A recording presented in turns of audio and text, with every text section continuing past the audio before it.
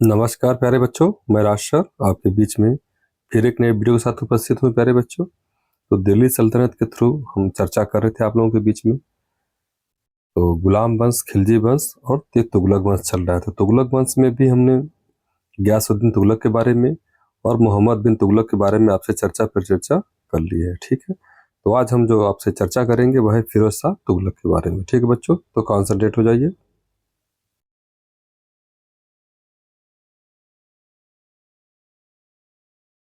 चलिए देखते हैं फिरोज शाह तुगलक के बारे में। ठीक है, फिरोज शाह तुगलक इसका जन्म हिंदू माता से हुआ था। कैसी माता से हुआ था? हिंदू या मुस्लिम थी इनकी मम्मी या इनकी माता? तो क्या बताएंगे प्यारे बच्चों, हिंदू माता थी। कौन? फिरोज शाह तुगलक।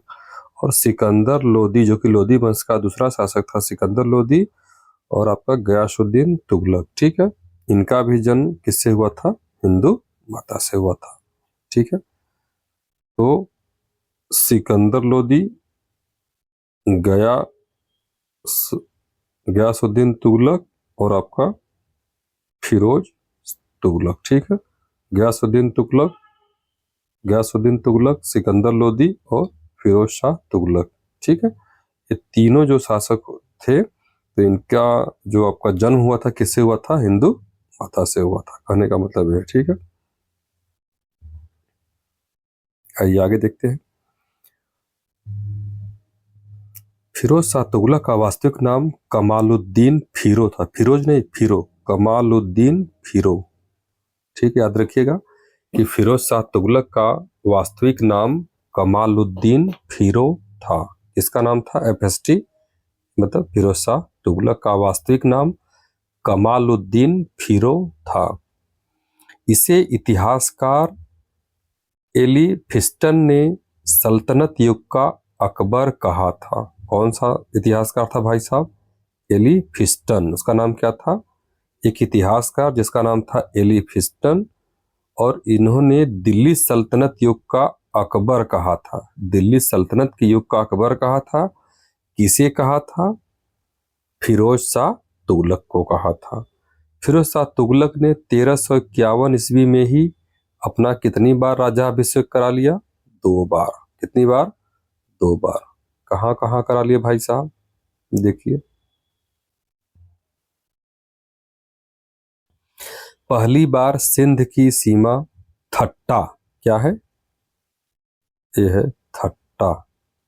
ठीक है, सिंध की सीमा थट्टा में, जबकि दूसरा कहाँ करा लिया भाई साहब? दिल्ली में। तो पहला जो उन्होंने अपना राज्याभिषेक कराया था फिरोज शाह तुगलक ने, एक थट्टा जो कि कहाँ पड़ता है? सिंध में, और दूसरा कहाँ कराए थे? दिल्ली में।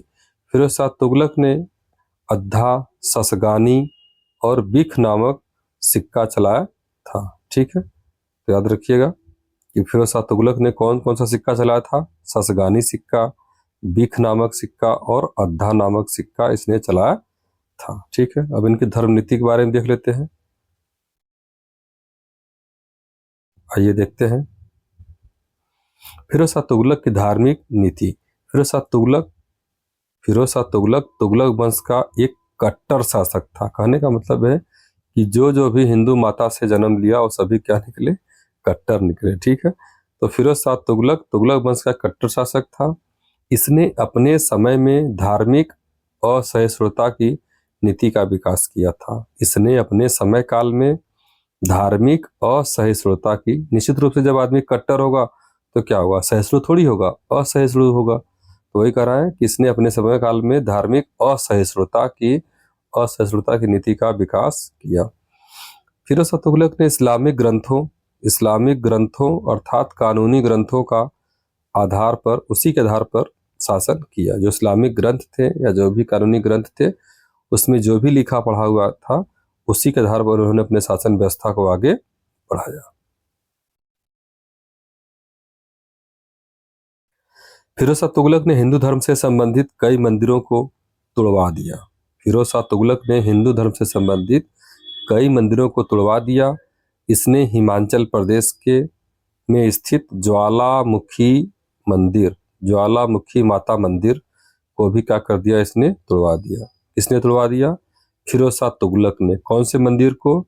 ज्वालामुखी माता मंदिर, वो कहाँ था भाई साहब? हिमाचल प्रदेश में था। तो हिमाचल प्रदेश के ज्वालामुखी माता मंदिर को किसने तुड़वा दिया? फिरोज शाह तुगलक ने।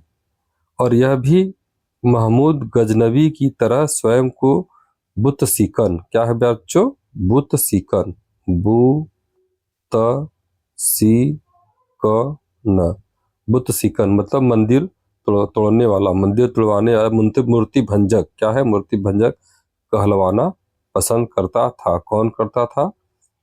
फिरोज शाह तुगलक। आइए,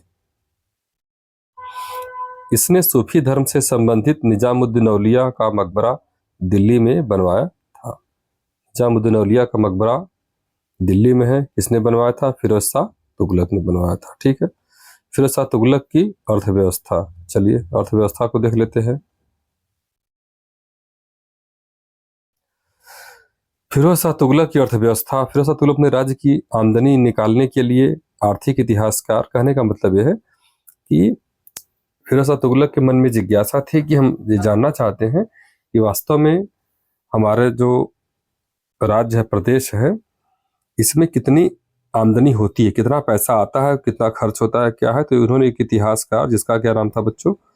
ख्वाजा हुसामुद्दीन, क्या नाम था? याद रखिएगा, ख्वाजा हुसामुद्दीन की नियुक्ति की थी। किसके लिए की थी? आर्थिक इतिहासकार था, वही वार्षिक सालाना मतलब कितनी आय होती है, कितनी व्यय होती है, इसकी जानकारी रखने के लिए।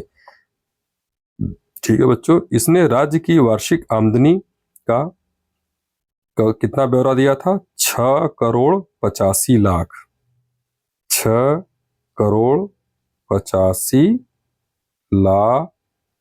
6 करोड़ 85 लाख रुपए का ब्यौरा दिया था। ठीक है,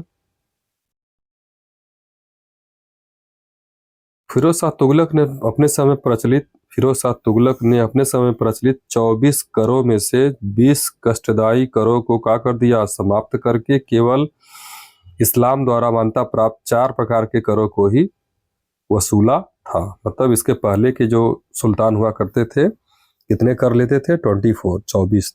तो फिरोज शाह तुगलक ने क्या किया? लगा कि नहीं, इसमें से कुछ करों को कम किया जाए, तो उसने लगभग 20 करों को क्या कर दिया? समाप्त कर दिया, और सिर्फ 4 प्रकार के कर को ही वसूली किया करता था। कौन कौन से कर थे? जजिया कर। कौन कौन सा कर है प्यारे बच्चों? जजिया कर है, जकात कर है, खुम्स कर है, और क्या है? खराज कर है। इसमें खराज कर किसके लिए है? ये भूमि कर के लिए। खराज कर किसके लिए है? भूमि कर के लिए था। और जकात क्या था? एक धार्मिक कर था। क्या था? एक धार्मिक कर था, जो किससे लिया जाता था? मुसलमानों से। और उनकी आय का कितना प्रतिशत? 2.5%। या सिर्फ जकात कर किससे लिया जाता था? सिर्फ मुसलमानों से लिया जाता था, और उनकी आय का 2.5% लिया जाता था। और जजिया कर क्या था? जजिया कर जो कैसा था? यह गैर मुस्लिमों से वसूला जाता था जजिया कर, लेकिन यह महिलाओं से, वृद्ध से, बच्चों से इत्यादि लोगों से नहीं लिया जाता था। याद रखिएगा। ठीक है, और फिरोज शाह तुगलक ने किसानों को उनकी आय का 1/3 भाग भू राजस्व के में वसूला। ठीक है, 1/3 भाग वसूला। चलिए आगे देखते हैं। फिरोज शाह तुगलक ने बड़े पैमाने पर नहर व्यवस्था का कार्य संपन्न करा। नहर व्यवस्था का कार्य संपन्न करा। यमुना नदी से लेकर के हिसार तक। यमुना नदी से लेकर के हिसार। हिसार कहाँ पड़ता है? हरियाणा में। कहाँ पड़ता है बच्चों? हरियाणा में। यमुना नदी से लेकर के हिसार तक 150 किलोमीटर लंबी नहर बनवाया, और इसे उलुग खानी, क्या नाम दिया था? उलुग खानी नहर कहा था। कहाँ से लेकर के? यमुना नदी से लेकर के हिसार तक, जिसकी लंबाई कितनी थी? 150 किलोमीटर थी, और इसे उलुग खानी नहर भी कहा गया। इसने सतलज नदी से घग्गर तक 96 किलोमीटर लंबी नहर बनवाया, और इसे राजवाही नहर, कौन सी नहर प्यारे बच्चों? इसे राजवाही नहर के नाम से भी जाना गया। फिरोज शाह तुगलक ने कृषकों से सिंचाई कर वसूला था, और यह उनकी आय का 1/10 भाग था। सिंचाई कर जो वसूला जाता था, तो 1/10 भाग था। इसे हब ए सर्व, हब ए सर्व, बहुत पूछता है क्वेश्चन, मोस्ट इंपॉर्टेंट है बच्चों, ये मोस्ट इंपॉर्टेंट है, बहुत बार क्वेश्चन पूछा गया है पीसीएस में, आरओ में, कि हब ए सर्व जो है कि किस नाम से, किस विभाग का एक कर है, तो क्या बताएंगे, कृषकों से सिंचाई कर के रूप में वसूला जाता था, और कितना, 1/10 भाग, और हब ए सर्व, ठीक है, सिंचाई कर। और क्या इनके कार्य थे, फिरोज शाह तुगलक निर्माण कार्य, फिरोज शाह तुगलक ने अपने निर्माण कार्य को सार्वजनिक निर्माण विभाग की स्थापना करके किया था। सार्वजनिक विभाग निर्माण विभाग यानी कि पीडब्ल्यूडी, पब्लिक वर्क डिपार्टमेंट, तो ये पहले भी था, ऐसा नहीं कि इसी समय में है, याद रखिएगा इसको, पीडब्ल्यूडी बहुत फिरोज शाह तुगलक के समय में था। फिरोज तुगलक ने अपने 300 शहरों का निर्माण करवाया था। अपने समय में फिरोज शाह तुगलक ने लगभग 300 शहरों का निर्माण करवाया था, जिसमें कौन कौन से प्यारे बच्चों, जौनपुर, फिरोजाबाद, हिसार, हरियाणा वाला हिसार, पंजाब का फिरोजपुर, और दिल्ली का फिरोज शाह कोटला शहर बनवाया था। देख रहे हैं, लगभग 300 शहरों का फिरोज शाह तुगलक ने 300 शहरों का निर्माण करा, जिसमें जौनपुर है, उत्तर प्रदेश का जौनपुर, फिरोजाबाद भी उत्तर प्रदेश में है, जो कि सुहाग नगरी से जाना जाता है, चूड़ियाँ है, जो आप बड़े बड़े अच्छे अच्छे महलों में, घरों में जो आपके जो झूमर लगते हैं, ये भी कहाँ पे मिलता है, फिरोजाबाद में ही बनते हैं, बहुत ही महंगे मिलते हैं वहाँ पर भी। हिसार है आपका हरियाणा का, ठीक है, हरियाणा का, और आपका पंजाब का फिरोजपुर शहर है, और दिल्ली का फिरोज शाह कोटला शहर बसाया था, ठीक है। चलिए, लोक कल्याणकारी राज के बारे में देख लेते हैं, कार्य के बारे में। इसमें क्या करा प्यारे बच्चों, लोक कल्याणकारी कार्य। अपने लोक कल्याणकारी कार्यों के लिए फिरोज शाह तुगलक को सल्तनत युग का अकबर कहा जाता है। क्या कहा जाता है बच्चों, फिरोज शाह तुगलक को सल्तनत युग का अकबर कहा जाता है।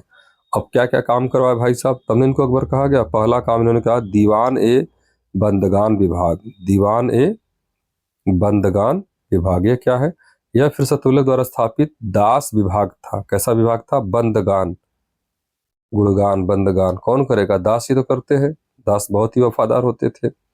और यही जो बंदगान विभाग है, यह दास विभाग था।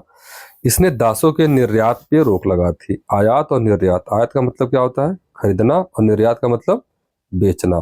तो इसने दासों के निर्यात पे क्या कर दिया, रोक लगा दी, इनको बेचा नहीं जाएगा। इसके समय में 1,80,000 दास थे। इसके समय में, फिरोज शाह तुगलक के समय में 1,80,000 दास थे, ठीक है। दीवान ए खैरात विभाग, बड़ा इंपॉर्टेंट है, दीवान ए खैरात विभाग यह फिरोज शाह तुगलक द्वारा स्थापित दान विभाग था। जैसा नाम से मालूम है, दीवान ए खैरात, खैरात यानी कि दान विभाग था। इस विभाग के अंतर्गत विवाह विभाग था। कैसा विभाग था भाई साहब, विवाह विभाग था। और फिरोज शाह तुगलक ने केवल मुस्लिम धर्म के महिलाओं के विवाह के लिए ही धन दान में दिया था, ठीक है। दीवान ये जो खैरात विभाग था, तो इसमें मुस्लिम समुदाय की महिलाओं जो बच्चियां थी, उनकी शादी उदी के लिए ये यहाँ से धन प्रोवाइड करवाते थे भाई साहब, ठीक है। अगला तीसरा बात क्या, दीवान इस्तिहाक, इस्तिहाक विभाग यह पेंशन विभाग था। कैसा था, पेंशन। ऐसा नहीं कि आज के समय में ही पेंशन, अब तो पेंशन सरकार बंद ही कर दी है, लेकिन ये जो है उम्र दराज, कैसे लोगों के लिए, उम्र दराज लोगों के लिए, महिलाओं के लिए, पुरुषों के लिए पेंशन विभाग की स्थापना किया हुआ था फिरोज शाह। तो ऐसा नहीं कि अभी किया गया, पहले से सब चला रहा है, इतिहास अपने आप को दोहरा रहा है। पेंशन की व्यवस्था की थी। रोजगार विभाग, कैसा विभाग भाई साहब, रोजगार विभाग। फिरोज शाह तुगलक ने दिल्ली के रोजगार विभाग की स्थापना करके राज्य के बेरोजगारों को नामांकन करवाए, और उनकी योग्यता के अनुसार पर रोजगार भी दिया था। दीवान ए सिफा गाना, दीवान ए सिफा खाना यह शाही अस्पताल विभाग था। सिफा खाना कैसा था बच्चों, हॉस्पिटल या अस्पताल विभाग था। इसमें जरूरतमंद को निःशुल्क चिकित्सा व्यवस्था उपलब्ध करा दी जाती थी। सिफा खाना याद रखिएगा। सिफा खाना कैसा है भाई साहब, अस्पताल, सिफा खाना अस्पताल, सिफा खाना अस्पताल, और निःशुल्क तरीके से चिकित्सा। हालांकि ये इस समय भी है व्यवस्था, ठीक है। फिरोज शाह तुगलक के समय फिरोज शाह तुगलक द्वारा किया गया अशोक के अभिलेखों का कार्य और अशोक के अभिलेखों का कार्य। इसने अशोक द्वारा स्थापित दिल्ली मेरठ स्तंभ, अशोक ने जो स्थापित किया था दिल्ली मेरठ स्तंभ, दिल्ली मेरठ यानी कि डीएम, ऐसे याद कर लिए, डी से दिल्ली, एम से मेरठ, और दिल्ली टोपरा, डी टी, दिल्ली मेरठ स्तंभ और दिल्ली टोपरा स्तंभ लेख को दिल्ली के फिरोज शाह कोटला मैदान में स्थापित करवाया था। किसने करवाया था? मतलब अशोक ने जो दिल्ली मेरठ स्तंभ लेख था वो डीएम और डीटी, दिल्ली मेरठ स्तंभ और दिल्ली टोकरा स्तंभ, जो टोपरा स्तंभ था इसको कहाँ पर लाके उसने स्थापित करा दिया? फिरोज शाह कोटला मैदान में। कहाँ पर है ये? दिल्ली पर है, जहाँ पर आजकल क्या होता है? क्रिकेट मैच होता है। और इसी फिरोज शाह कोटला मैदान का नाम क्या हो गया? अरुण जेटली मैदान हो गया। अरुण जेटली जो कि भाजपा के नेता थे। चलिए आगे देखते हैं। फिरोज शाह के बाद नोट अब फिरोज शाह तुगलक के बाद कौन कौन शासक आए भाई साहब? गया, अब, मुंह, सी, ना। ये मैंने छोटा सा ट्रिक बनाया है। गया से मतलब हो जाएगा गयासुद्दीन तुगलक सेकेंड, ठीक। अब से हो जाएगा अबू बकर शाह, मुंह से मोहम्मद शाह, सी से सिकंदर शाह और ना से नासिरुद्दीन महमूद शासक बने, ठीक है। तो फिरोज शाह तुगलक के बाद कौन सा बना? 1 2 3 4 5 कुल 8 शासक थे ना तुगलक वंश के। इसमें से गयासुद्दीन तुगलक हो गए, गयासुद्दीन तुगलक, एमबीटी मोहम्मद बिन तुगलक, एफएसटी फिरोज शाह तुगलक, 3 तो हो गए मुख्य। अब इसके बाद एक कमजोर टाइप के शासक हैं, गयासुद्दीन तुगलक सेकेंड, अबू बकर शाह, मोहम्मद शाह, सिकंदर शाह और आप अंतिम बस याद रखिए कि नासिरुद्दीन महमूद शाह शासक बने, ठीक है। आइए आगे देखते हैं, इनके बारे में थोड़ा देख लेते हैं। नासिरुद्दीन महमूद शाह के बारे में। नासिरुद्दीन महमूद तुगलक वंश का अंतिम शासक था। इसी के समय में ट्रांस अक्सियाना के कैच नामक, क्रिकेट में कैच होता है ना, तो वही कैच नामक स्थान पर जन्मे तैमूर ने, कहाँ के? ट्रांस अक्सियाना के कैच नामक स्थान पर जन्मे तैमूर ने धन लिप्सा करने, तो धन की लालसा के कारण, अधिक से अधिक धन प्राप्त करने की जिजीविषा के कारण 1398 में ईस्वी में दिल्ली के ऊपर क्या कर दिया? उसने आक्रमण किया।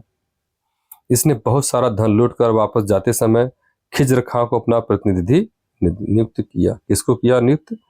जब ये तैमूर दिल्ली पर आक्रमण करके बहुत सारा धन लूट के जा रहा था, तो दिल्ली पर शासन करने के लिए इसने किसको अपना उत्तराधिकारी नियुक्त किया? खिज्र खां को।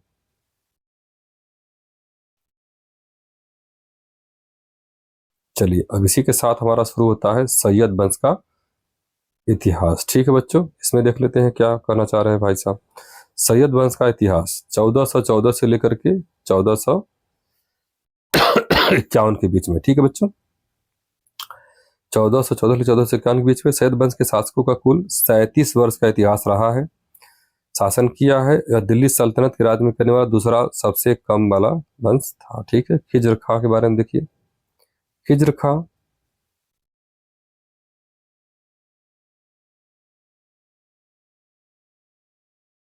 चलिए, यह सैयद वंश का पहला शासक है। कैसा शासक है? यह पहला शासक है और संस्थापक भी है। समझ रहे हैं? यह सैयद वंश का पहला शासक है और संस्थापक भी है। इसने सुल्तान की पदवी धारण नहीं की। तब क्या की भाई साहब? इसने रैयत ए आला, कौन सा नाम है बच्चों? रैयत ए आला की उपाधि धारण की थी, और जबकि हजरत ए आला की उपाधि शेर शाह ने धारण की थी।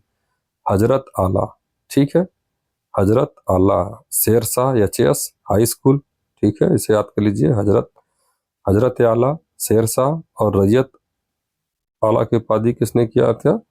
रैयत यानी आर, खिज्र खां यानी आर के इधर एचएस, ठीक है। हजरत क्या हो जाएगा? हजरत हो जाएगा शेर शाह सूरी ने, ठीक है। आइए आगे देखते हैं।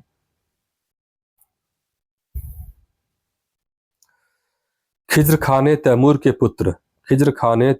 पुत्र शाहरुख का नाम, शाहरुख खान, ये बॉलीवुड वाले नहीं, खिज्र खां ने तैमूर के पुत्र शाहरुख का नाम अपने सिक्कों पर अंकित करवाया, ठीक है। निश्चित रूप से शाहरुख के पिता तैमूर ने ही उनको एक यहाँ का उत्तराधिकारी के रूप में नियुक्त किया था दिल्ली का, तो खिज्र खां ने वफादारी निभाते हुए तैमूर के पुत्र शाहरुख के नाम का अपने सिक्कों पर अंकित करवाया, इसी के प्रति अपने जीवन भर उत्तरदायी भी रहा। इसलिए इसे सैयद वंश का वास्तविक शासक नहीं कहा गया, सैयद वंश का वास्तविक शासक नहीं कहा, क्योंकि दूसरे के अधीन इसने काम किया। अब नेक्स्ट शासक कौन बनते हैं भाई साहब? मुबारक शाह। इसके बारे में जानकारी हमें याहिया बिन अहमद सर हिंद की पुस्तक तारीख मुबारक शाही से मिलती है।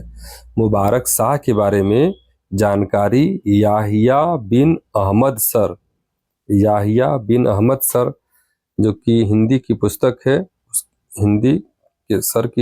हिंदी की पुस्तक तारीख है मुबारक शाही से, पुस्तक का नाम ये है तारीख है और इसके लेखक है याहिया बिन अहमद सर की हिंदी की पुस्तक तारीख है मुबारक शाही से मिलती है। मुबारक शाह के बारे में, यह सैयद वंश का वास्तविक शासक संस्थापक कौन है?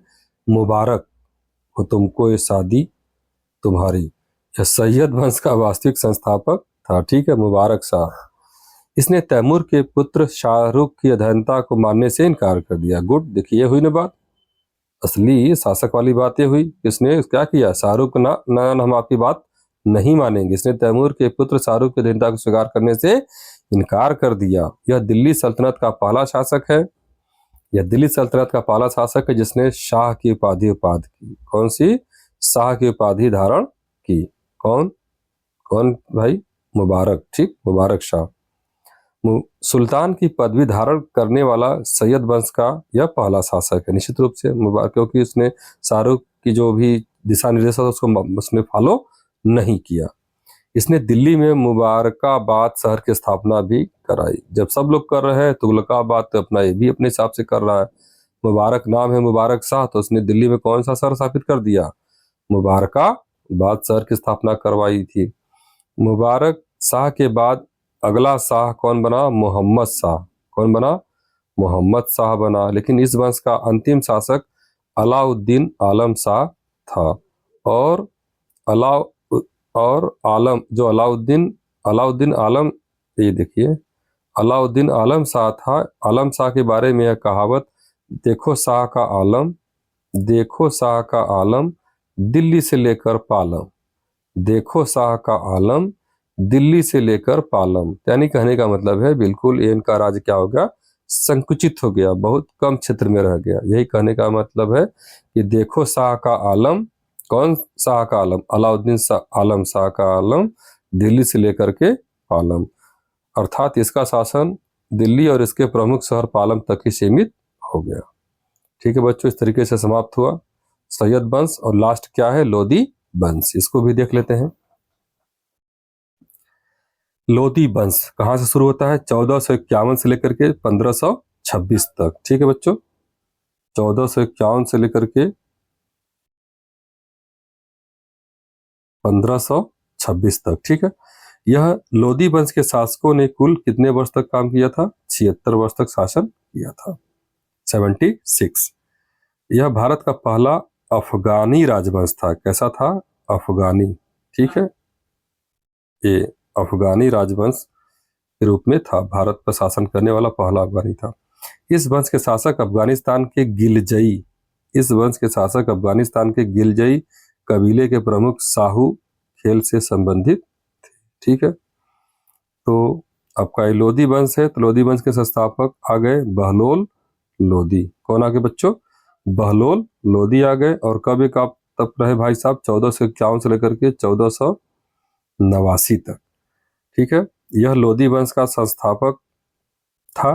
पूछता क्वेश्चन, लोदी वंश का संस्थापक कौन है? तो क्या बताएंगे? बहलोल लोदी। इसने दिल्ली सल्तनत में, डीएस मतलब दिल्ली सल्तनत में सभी शासकों में से सर्वाधिक, याद रखिएगा, दिल्ली सल्तनत में सबसे अधिक अगर किसी ने शासन किया तो वह कौन सा था भाई साहब? लोदी वंश का बहलोल लोदी था। कितने साल तक शासन किया? 38 ईयर। इसे ग्वालियर के ऊपर आक्रमण किया था, लेकिन इसकी विजय पूर्ण नहीं कर पाया। किसने? बहलोल लोदी ने ग्वालियर के ऊपर आक्रमण किया था। इसने जौनपुर के ऊपर आक्रमण करके सरकी वंश के शासक इब्राहिम शाह सरकी को पराजित करके दिल्ली सल्तनत का अंतिम हिस्सा बना लिया। फिर से देख लीजिए, जौनपुर के ऊपर, जो उत्तर प्रदेश का जौनपुर है, ऊपर आक्रमण करके सरकी वंश के शासक इब्राहिम शाह सरकी को पराजित करके इसको दिल्ली सल्तनत का अंतिम हिस्सा बना लिया। जौनपुर सांस्कृतिक उपलब्धियों के कारण भारत का सिराजे हिंद कहा जाता है। ये जो जौनपुर है बच्चों, सांस्कृतिक उपलब्धियों के कारण सिराजे हिंद, ये बहुत पूछता है क्वेश्चन, सिराजे हिंद के नाम से किस शहर को जाना जाता है?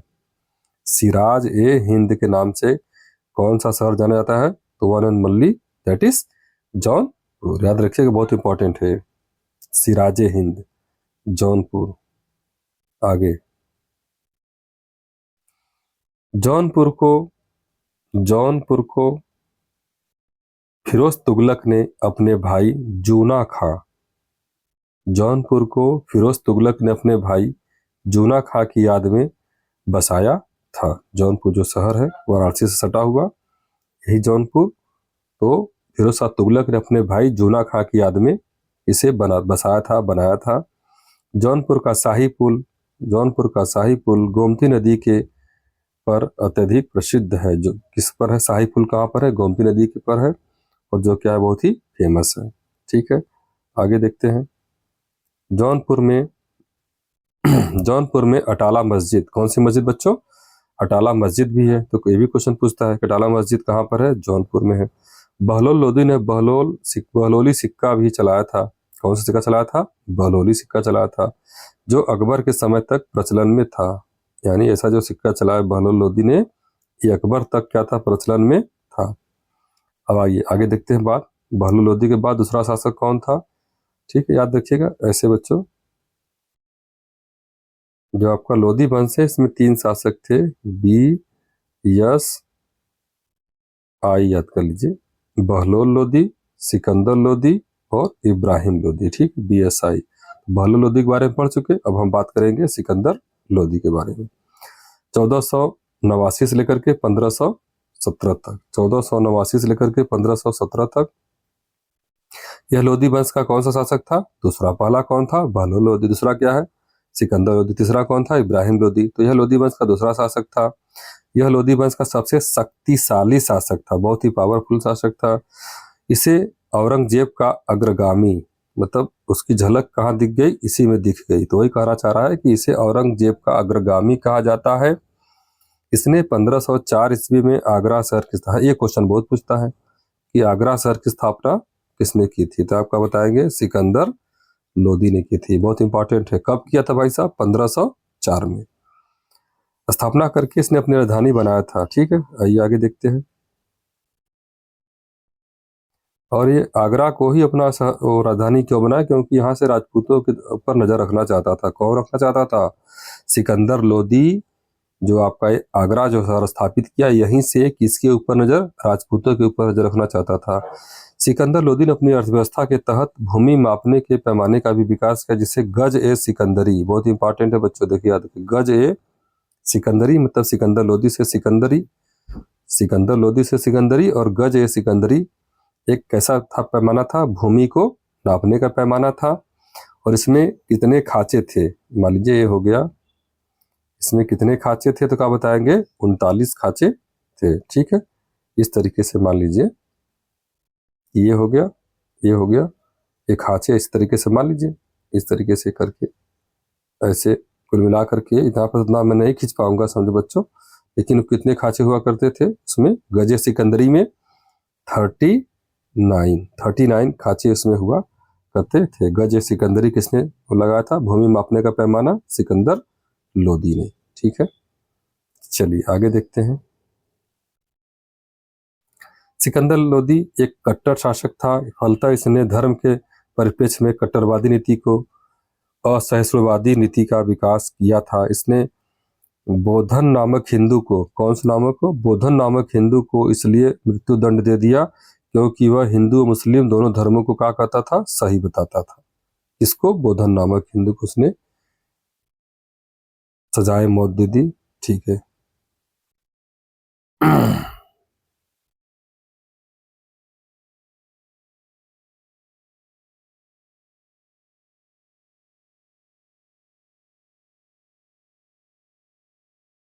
चलिए आगे देखते हैं। सिकंदर लोदी ने हिमाचल प्रदेश में स्थित मंदिरों को तुड़वाया था। कहाँ पर बच्चों? हिमाचल प्रदेश में स्थित मंदिरों को तुड़वाया था। इसने वाराणसी के मंदिरों के प्रति भी नकारात्मकता रुख जाहिर किया था। किसने? सिकंदर लोदी ने वाराणसी के मंदिरों के प्रति भी हिमाचल के प्रदेश के मंदिरों के प्रति नकारात्मक रुख जाहिर किया था। इसने ग्वालियर को विजय करने के लिए उसके ऊपर भी आक्रमण किया था। सिकंदर लोदी गुलरुखी नाम उपनाम से कविताएं लिखता था। याद रखिएगा। तो क्वेश्चन ऐसे पूछता है कि गुलरुखी, बहुत इंपॉर्टेंट है बच्चों, बता दे रहा हूँ, बहुत, इसको स्टार लगा लीजिए। क्वेश्चन पूछता है कि गुलरुखी उपनाम से कविताएं कौन करता था? गुलरुखी, ठीक है, तो क्या बताएंगे? सिकंदर लोदी। सिकंदर लोदी जो था वो गुलरुखी उपनाम से कविताएं लिखता था, जिसकी भाषा क्या थी बच्चों? फारसी थी। जिसकी भाषा क्या थी? ये बहुत इंपॉर्टेंट है, याद रखिएगा। जिसकी भाषा क्या थी? फारसी। गुलरुखी नाम से जो सिकंदर लोदी कविताएं करता था, ये लिख भी दे रहा हूँ, फारसी, ठीक है, फारसी भाषा थी। चलिए आगे देखते हैं। सिकंदर लोदी के समय में संगीत शास्त्र के संबंध में फरहंग ए सिकंदरी का अनुवाद किया गया था। ठीक है, संगीत के क्षेत्र में। नेक्स्ट शासक कौन है बच्चों? इब्राहिम लोदी। इब्राहिम लोदी 1517 से लेकर के 1526 तक। यह लोदी वंश का अंतिम शासक था। इसका सबसे बड़ा मित्र ग्वालियर का राजा विक्रमादित्य यह था। यह आलम खां लोदी का चाचा था। यह आलम खां लोदी का चाचा था। कौन चाचा था? इब्राहिम लोदी। यह आलम खां लोदी का चाचा था। इसने दौलत खां लोदी को पंजाब का सूबेदार, ये जो पंजाब है, पंजाब का सूबेदार किसको बनाया था? दौलत खां लोदी को। किसने बनाया था? इब्राहिम लोदी ने। और इब्राहिम लोदी किसका चाचा था? आलम खां लोदी का चाचा था। और इब्राहिम लोदी ने ही दौलत खां लोदी को पंजाब का सूबेदार भी बना था। दौलत खां के पुत्र का नाम दिलावर लोदी था। ऐसे जानते रहे छोटे छोटे फैक्ट्स। इब्राहिम लोदी के प्रतिशोध की भावना मेवाड़ का राजपुताना शासक राणा सांगा रखता था। कहने का मतलब यह है कि जो इब्राहिम लोदी है, इसके प्रति प्रतिशोध की भावना कौन रखता था? मेवाड़ का राजपुताना शासक, जिसका क्या नाम था? राणा सांगा। क्यों रखता था? क्योंकि भाई निश्चित रूप से, क्योंकि उसको भी कोई महत्वाकांक्षा होगा, उसके भी कोई मन में भाव होगा दिल्ली के प्रति कि मैं दिल्ली पर मैं भी शासन करूं। तो जो मेवाड़ का राजपुताना शासक था, जिसका नाम था राणा सांगा, वह किसके प्रति प्रतिशोध की भावना रखता था? इब्राहिम लोदी के प्रति, जो वो भी दिल्ली का शासक बनना चाहता, दिल्ली पर कब्जा करना चाहता था। ठीक है। 1526 ईस्वी में पानीपत का पहला युद्ध हुआ। 1526 ईस्वी में पानीपत का पहला युद्ध हुआ, जिसमें बाबर ने इसको पराजित करके इस युद्ध में मैदान में ही इसका वध कर दिया। इब्राहिम लोदी का वध कर दिया। याद रखिएगा। 1526 में कब युद्ध था? पानीपत का प्रथम युद्ध हुआ था। किसके किसके बीच में हुआ था? तो बाबर और इब्राहिम लोदी के बीच में। बाबर और इब्राहिम लोदी के बीच में 1526 में पानीपत का प्रथम युद्ध हुआ। बाबर इसमें विजय हुआ। इब्राहिम लोदी को उसी पानीपत के मैदान में ही इसकी वध करा दिया। इससे यही से लोदी वंश की समाप्ति हो गई और भारत में बाबर के द्वारा कौन से वंश की स्थापना हो गई? मुगल वंश की स्थापना हो गई। ठीक है बच्चों। तो इस तरीके से हमारा यह सेशन समाप्त होता है और आशा करता हूं कि आपको समझ में आ रहा होगा। अब हम आगे अध्ययन करेंगे, मुगल सल्तनत, मुगल काल के बारे में पढ़ेंगे। ठीक है बच्चों, मुगलों के बारे में अध्ययन करेंगे। बाबर है, हुमायूं है, अकबर है, इन सब के बारे में अच्छे से अध्ययन करेंगे। तो बिल्कुल आप लोग ध्यानपूर्वक कंसंट्रेट होकर पढ़िए, मेहनत करिए। ठीक है, मिलते हैं फिर नेक्स्ट वीडियो में। Thank you.